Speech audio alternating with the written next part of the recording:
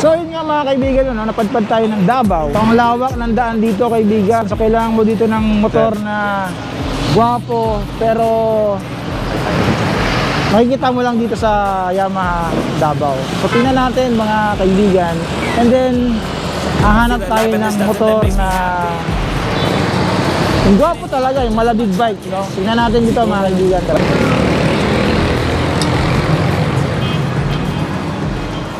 So yun, no? Wow! Parang ito yata yung ano eh, cash na cash ko ng motor, oh.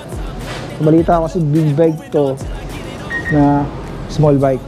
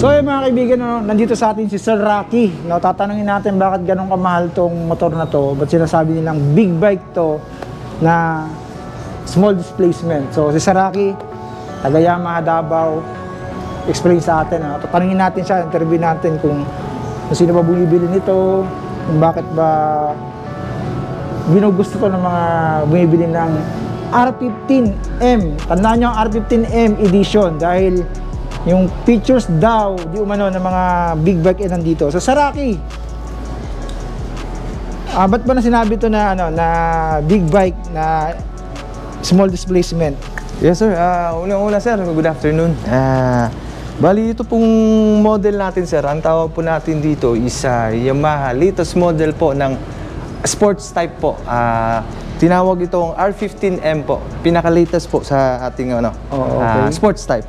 So ito, matawag ko tong big bike. Unang-una kasi may mga customer po tayo na naghahanap pa ng mga magandang higher CC, hindi naman nagagamit sa sa mga power nila, kumbaga hanggang 100 to 200 lang naman ang kaya talaga nila. So ito yung mga pinaka the best sa mga hindi naman maka-afford ng mga, let's say yung mga higher amount or mga let's say 400 to 500 ang budget. Ito napakasulit sir. Ang presyo natin ito is nasa nasa 195,500. So ito, kung bakit ito i-recommend sa inyo, kasi nandito na lahat ang hinahanap natin sir. So unang-una is dito is naka-ABS na po siya. So si ABS advisable lang sa sa mga higher CC. Good thing dito sa ating 155 meron na siyang ABS. Ayan, ABS. Front and back. Okay, additional pa sir, meron po tayong Y-Connect, kumaga. Ang Y-Connect, ito ba yung pag may nag-text sa'yo? Oo, pag nag-park ka, malalaman nila kung saan ka last nag-park. So mayroon siya. Okay, so next is meron tayong mga features na itong tinatawag natin na quick ship. Quick ship? Quick ship, ito. So hindi mo na kailangan mag-clutch. So pero pagka Primera, Segunda, wala nang clutch. Wala na po sir. Tsaka meron siya mechanism dito, na Yes po, meron na po. Yun yung advantage.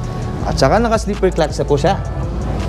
And then po, good thing din po, meron din po tayong tinatawag na traction control. So yung traction control. Yes, so, additional... yun yung nasa higher CC, nilagyan din ni Yamaha ng traction control. Kaya so, pala. So, napaka-advantage po talaga.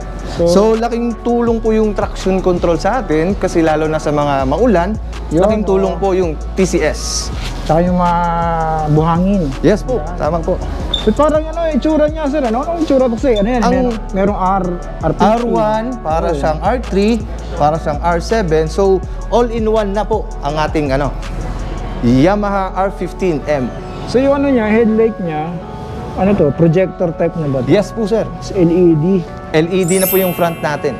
Para siyang ano, no? Para siyang Decepticon, no? Yes po. Parang Autobots, Yes po, saka sir. Transformer, Di mo ano? na kailangan sir eh.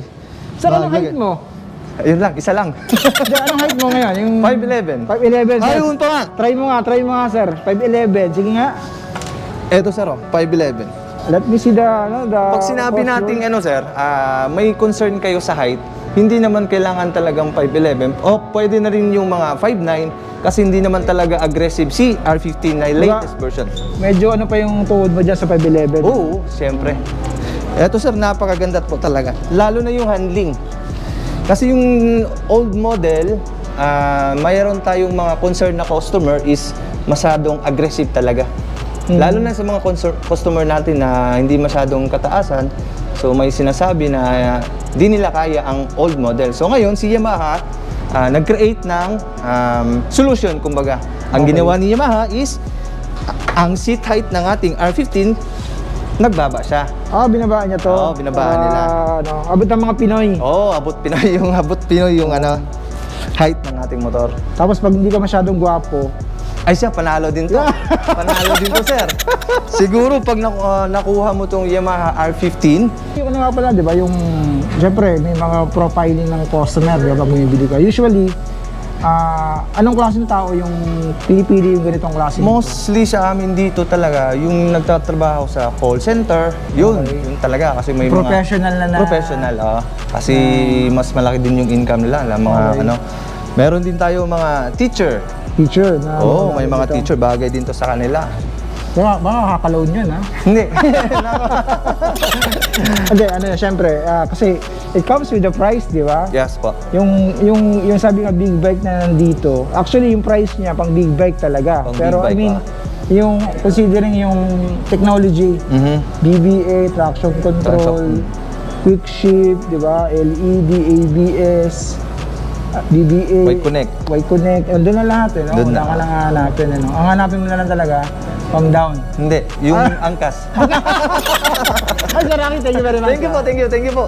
Ito guys, kung gusto nyong mag-purchase or gusto nyong bisitahin yung aming branch, located lang po sa Lanang area po. In front of Marina Tuna po, sir. And look for me. Sabihan niyo lang po ako or drop message po sa aming page. Saraki. My name is Rocky and God bless us all. So yung page nila mga kaibigan, so yung link nasa baba. Click nyo sa online application. Yes po. Yung page po namin, just click and like lang ang page namin. Kung mga Bisaya diha, Kana, pag-like na mo. nananaw diri subscribe mo, like mo diri Pangita si Saraki kung gwapo gid sa personal. So, yun mga kaibigan, kung naghahanap ka ng big bike na hindi naman ganun kamahalan actually, compare talaga sa mga big bike. Pero yung features niya pang big bike, so nandito lang yan sa Yamaha Davao.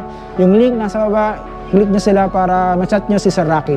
Yun lang mga kaibigan, see you on the next video.